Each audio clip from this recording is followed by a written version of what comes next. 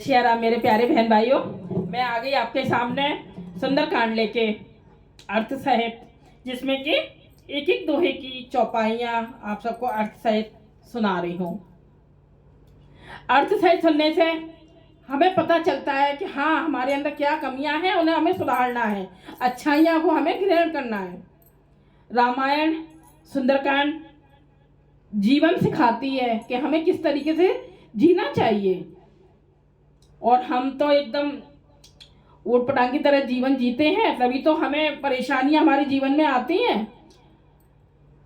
अगर हम रामायण से एक शब्द भी ग्रहण कर लें अपने जीवन में, तो हमारा जीवन सुधर जाएगा। इसलिए सुंदरकांड में अर्थ सहित सुनाती हूँ, जिससे कि हम अपनी गलतियों को भुलाकर अच्छाइयों को ग्रहण करें। जय श्री राम। अच्छा, मैं बता रही हूँ कि 2 अगस्त को सावन की शिवरात्रि है। उस दिन श्री प्रदीप मिश्रा जी ऑनलाइन शाम को पूजन करवाते हैं। शिवलिंग बनाकर पूजन करना है, तो अपने अपने घरों में शिवलिंग बनानी है। शाम के टाइम 6 से 8 टाइम दिया है। ये सब मैं शॉर्ट वीडियो में शॉर्ट वीडियो में नहीं, इसी वीडियो में ही मैं डाल चुकी हूँ, लॉन्ग वीडियो में ही, कि क्या क्या सामान लेना है और क्या प्रदीप मिश्रा जी ने इसके बारे में बताया है, तो वो आप सुन लीजिए। तो सामान भी बताया है कि क्या क्या लेना है, और सब लोग पूजन करें। शिवरात्रि को 2 अगस्त को शिवरात्रि है सावन की, तो उस दिन शाम के टाइम शिवलिंग बनाना, अभिषेक करना, और सामान जो बताया गया है वो सामान लेके, ऐसा नहीं है सामान बहुत वैसा सामान हो, बस पूजा का हल्का चावल है, मूंग की दाल है, कमल गट्टा है, पुष्प है, बेलपत्र है, जल है, यही चीजें हैं, 7-8 चीजें हैं। और सुन लीजिए आप वीडियो में से कि क्या सामान है, वो लिख लीजिए और मंगवा लीजिए, और पूजन कीजिए। सावन के महीने में शिवलिंग बनाकर अभिषेक करना, पूजन करना बहुत ज़्यादा महत्व रखता है। तो आप सब लोग हो सके तो रोज किया करिए। जय श्री राम। अब हम चलते हैं अपने रामायण के और सुंदरकांड की तरफ, जिसमें कि 27 हो चुके हैं भाग, 28वां भाग अब। जय श्री राम।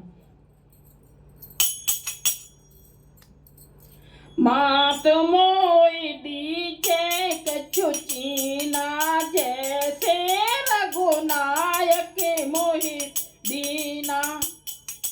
चूड़ा मने उतारी तब दयऊ, हरस समेत पवन सुत लयऊ।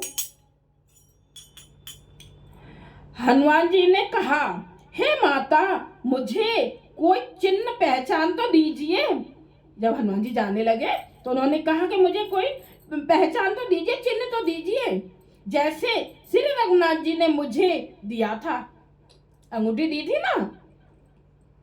तब सीता जी ने चूड़ामणि उतार कर दी, और हनुमान जी ने उसको हर्षपूर्वक ले लिया, मतलब हर्षपूर्वक खुशी खुशी ले लिया।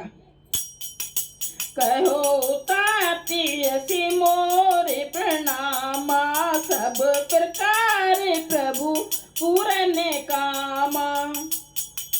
दीन दयाल बिरुद संभारी, हरौ नाथ मम संकट भारी। जानकी जी ने कहा, हे तात बेटा, हे तात, मेरा प्रणाम निवेदन करना, मतलब कहना, और इस प्रकार कहना, हे प्रभु। कैसे बोल रही हैं कि इस प्रकार कहना, हे प्रभु, यद्यपि आप सब प्रकार से पूर्ण काम है, आपको किसी प्रकार की कामना नहीं है, तथापि दीनों दुखियों पर दया करना आपका व्रत है, और मैं दीन हूं, मतलब आपका कर्तव्य है दीन दुखियों पर कृपा करना, और मैं दीन हूं। अतः उस व्रत को याद करके हे नाथ, मेरे भारी संकट को दूर कीजिए। सीता माँ विनती कर रही हैं श्री रामचंद्र जी से। देखो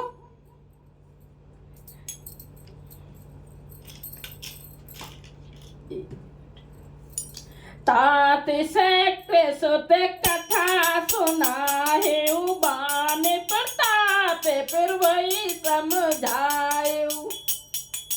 माँ से दिवस महुनाथ न आवा तो पुण्य मोय जियत नहीं पावा।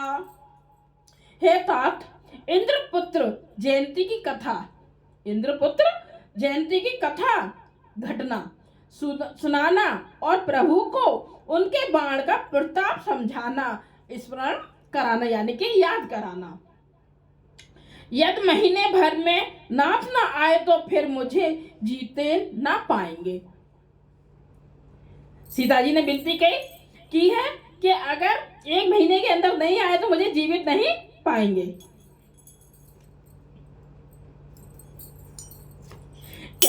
कहो कपि के विध राखो प्राणा, तुम बहुतात कहते अब जाना। तो देखी शीतल भई छाती, पुण्य मो कहूँ सोई दिन सो राती।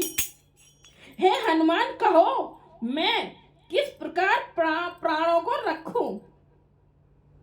सीता जी बोल रही है हनुमान जी से, मैं अपने प्राण किस प्रकार से रखूं।